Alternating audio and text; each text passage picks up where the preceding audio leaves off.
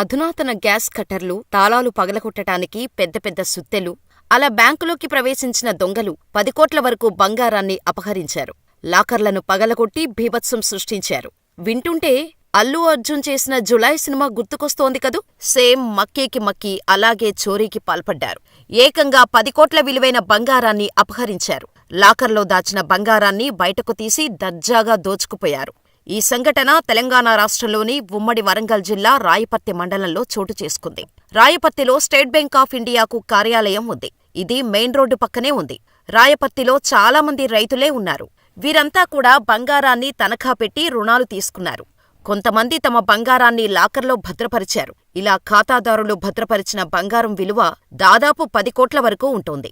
వాస్తవానికి లాకర్లలో బంగారం భద్రపరిచిన విషయం ఎక్కువగా సిబ్బందికి మాత్రమే తెలుస్తుంది. అయితే ఎవరో చెప్పినట్టు, దగ్గరుండి చూసినట్టుగా దొంగలు గ్యాస్ కట్టర్ల సహాయంతో బ్యాంకు కిటికీ గ్రిల్స్ తొలగించారు. నేరుగా లాకర్లోకి వెళ్లిపోయారు. లాకర్లను బద్దలుకొట్టి 10 కోట్ల విలువైన బంగారాన్ని దోచుకెళ్లారు.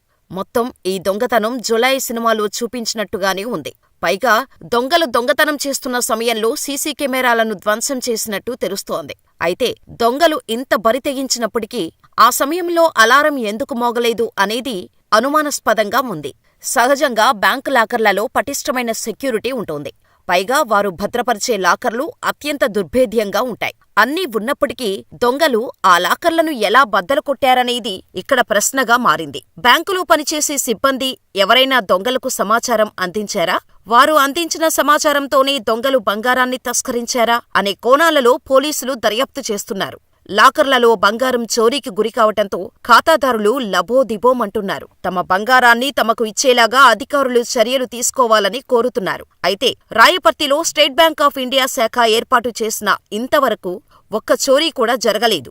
అయితే ఈ ప్రాంతంలో పేరు మోసిన నేరగాళ్లు ఎవరైనా ఉన్నారా? దొంగతనం కేసుల్లో జైళ్లకు వెళ్లి వచ్చిన వారు ఎవరైనా ఉన్నారా అనే కోణాలలో కూడా పోలీసులు దర్యాప్తు చేస్తున్నారు. క్లూస్ టీం వచ్చి వేలిముద్రలు సేకరించింది. అయితే ఈ వ్యవహారంలో బ్యాంకు ఉద్యోగుల పాత్రపై పోలీసులు దృష్టి సారించినట్టు తెలుస్తోంది. బ్యాంకు ఉద్యోగుల ఫోన్ కాల్ డేటాను పరిశీలిస్తున్నట్టు సమాచారం. మొత్తంగా ఈ వ్యవహారం ఉమ్మడి వరంగల్ జిల్లాలో సంచలనంగా మారింది.